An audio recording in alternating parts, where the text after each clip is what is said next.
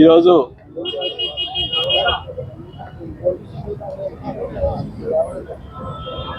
జనసేన రాష్ట్ర అధ్యక్షుడు మరియు డిప్యూటీ సీఎం అయినటువంటి పవన్ కళ్యాణ్ గారిని ఈరోజు కలవటం దాదాపు మీ అందరూ కూడా తెలుసు ఎందుకు కలిశాననేది. మరి ఈరోజు పవన్ కళ్యాణ్ కలిసిన తర్వాత ఆయన పార్టీలోకి ఆహ్వానించారు. త్వరలో పార్టీలో జాయిన్ అవుతుంది జరుగుతుంది. ఒంగోలులోనే ఈ కార్యక్రమం జరుగుతుందని కూడా తెలియజేసుకుంటా ఉన్నాం. మరి అధ్యక్షులు గారు పవన్ కళ్యాణ్ గారు ఒంగోలు రావటం జరుగుతుంది. అక్కడ మరి ప్రకాశం జిల్లాలో సంబంధించినటువంటి చాలామంది నాయకులు కూడా చేరే వాళ్ళు ఉన్నారు. కార్పొరేటర్లు, జెడ్పీటీసీలు, ఎంపీపీలు అందరూ కూడా దాదాపు మరి అలాగే కార్యకర్తలు మొత్తం చాలామంది అందరూ కూడా పార్టీలో చేరడం జరుగుతుంది. మరి నేను రాజకీయంగా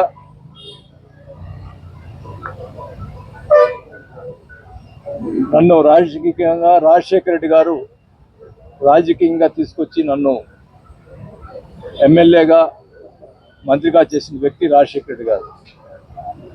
అలాంటి వ్యక్తికి ఆయన చూపించినటువంటి బాటలోనే నడుస్తూ రాజశేఖర రెడ్డి గారు చనిపోయిన తర్వాత జగన్మోహన్ రెడ్డి గారు పార్టీ పెడుతుంటే అప్పుడు నేను మినిస్టర్గా ఉన్న మైన్స్ మినిస్టర్గా కంబైన్డ్ స్టేట్లో మైన్స్ మినిస్టర్గా ఉండటం జరిగింది. అప్పుడు అధిష్టానం, అప్పుడు కాంగ్రెస్ పార్టీ అధిష్టానం, మీరు జగన్మోహన్ రెడ్డి గారితో పోతే మీ మంత్రి తీసేస్తామంటే ఆ రోజు మా కుటుంబంలో ఎవ్వరు కూడా ఒక్క నిమిషం కూడా ఆలోచించకుండా మంత్రి పోయినా పర్వాలేదు మాకు అని చెప్పి మేము రాజశేఖర్ గారు మాకు ఇచ్చినటువంటి, ఆయన నాకు చూపించినటువంటి రాజకీయ భిక్ష పెట్టినటువంటి రాజశేఖర రెడ్డి గారికి కుటుంబానికి అండగా ఉండాలనే ఉద్దేశంతో నేను మంత్రి పదవి వదులుకోవటం జరిగింది. అలాగే నాతో పాటు ఇంకొక మంత్రి బోస్ గారు కానీ, కొండా సురేఖ గారు కానీ కూడా మంత్రి పదవులు వదులుకోవడం జరిగింది ఆ రోజు. అలాగే ఇంకా 15 మంది ఎమ్మెల్యేలు ఆ రోజు వాళ్ళు కూడా రాజీనామా చేసి మళ్ళా బై ఎలక్షన్ పోవడం జరిగింది. నేను అడుగుతా ఉన్నా, ప్రతిసారి కూడా జగన్మోహన్ రెడ్డి గారు విశ్వసనీయత అని మాట్లాడుతూ ఉంటారు. ఆ రోజు ఎవరైతే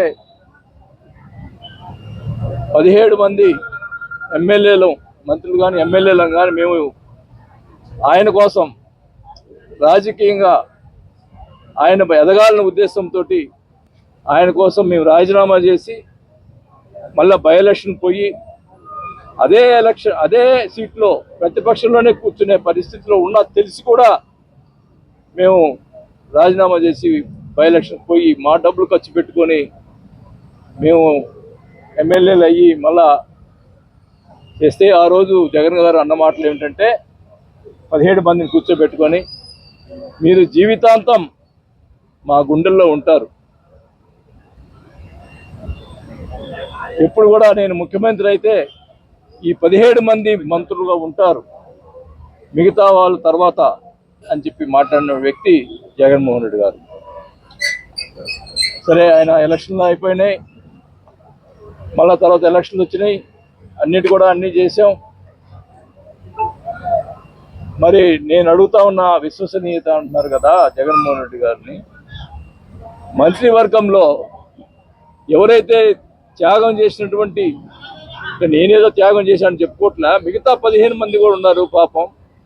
వాళ్ళందరినీ కూడా ఈ 17 మందిలో ఒక్కరినైనా మంత్రిగా ఉంచావా అని అడుగుతా ఉన్నా.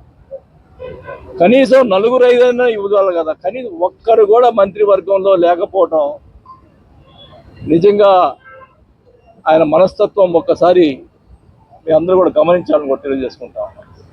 రాజశేఖర రెడ్డి గారికి ప్రేమ వల్ల, ఆయన మీద ఉన్నటువంటి ప్రేమ వల్ల ఇన్ని రోజులు ఎన్ని ఇబ్బందులు వచ్చినా, ఎన్ని ఆటంకాలు కలిగించినా, ఎన్ని రకాలుగా ఇబ్బంది పెట్టినా కూడా నేను వైసీపీ పార్టీ వాళ్ళు నెట్టుకొని రావటం జరిగింది. మరి 2-3 సార్లు పవన్ కళ్యాణ్ గారు 2-3 సార్లు బహిరంగ సభలో వైఎస్ఆర్ పార్టీలో కూడా మంచి వాళ్ళు ఉన్నారు, బాలినేని శ్రీనివాస్ లాంటి వాళ్ళు అని చెప్పి 2 సార్లు ఆయన నా గురించి ఆయనతో మాట్లాడకపోయినా కూడా నా గురించి ఆయన మాట్లాడిన తర్వాత ఆయన మీద నాకు ఎంతో నమ్మకం, ప్రేమ కలిగింది. ఎప్పుడు జగన్మోహన్ రెడ్డి గారు పబ్లిక్ మీటింగ్లో నా గురించి మాట్లాడలేదే, మరి పవన్ కళ్యాణ్ గారు అపోజిషన్లో ఉండి కూడా మాట్లాడారు అని చెప్పి ఎప్పుడు అనుకుంటుండేది.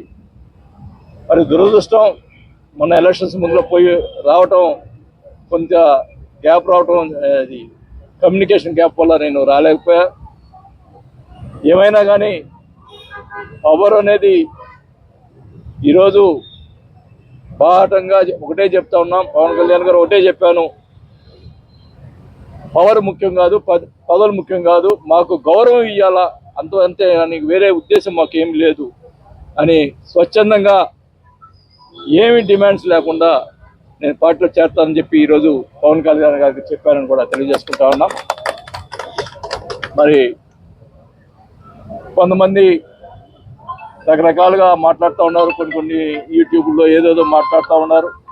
ఒకటే చెప్తా ఉన్నాం, కూటమిలో విషయంలో పవన్ కళ్యాణ్ గారు ఎలా ఆదేశిస్తే అలా చేసేదానికి. Please subscribe Citizen Voice and like and share please.